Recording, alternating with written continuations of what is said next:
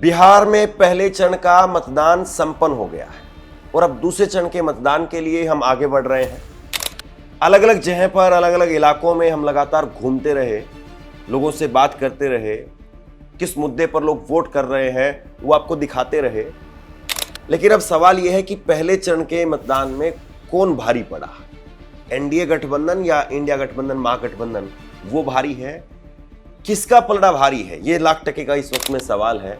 लेकिन उससे भी बड़ा सवाल ये है कि जो बिहार के अंदर इस वक्त में वोट बढ़ा है वो किसकी तरफ गया है। इस वक्त में मेरे पास में बिहार के ये स्थानीय अखबार हैं और अलग अलग जिलों में कहां पर कितनी वोटिंग हुई है, कौन सबसे आगे रहा है वोटिंग के अंदर, उस पर हम बात करेंगे डिटेल में। लेकिन ये जो बढ़ा हुआ मतदान है ये किसके पक्ष में गया है? बिहार में कल वोटिंग हुई है 64.64%, यानी तकरीबन 65% मतदान हुआ है।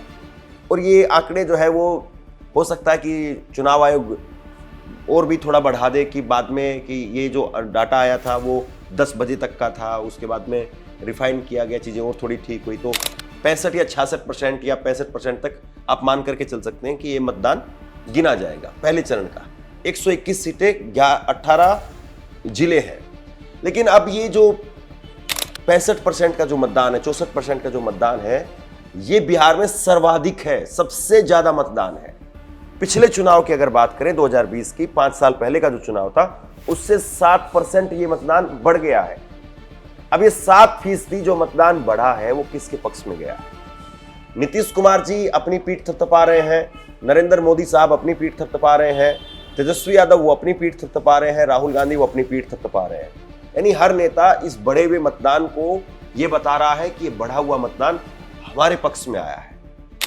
और इसी आधार पर दूसरे चरण के लिए माहौल तैयार करने की कोशिश नेताओं की हो रही है।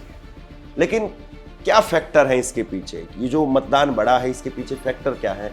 50% बिहार का चुनाव संपन्न हो चुका है। 121 सीटों पर चुनाव संपन्न हो गया, 122 सीटों पर चुनाव बाकी है। 18 जिले कल वोटिंग संपन्न हो गई, 20 जिले ऐसे हैं जहां पर अभी वोटिंग बाकी है।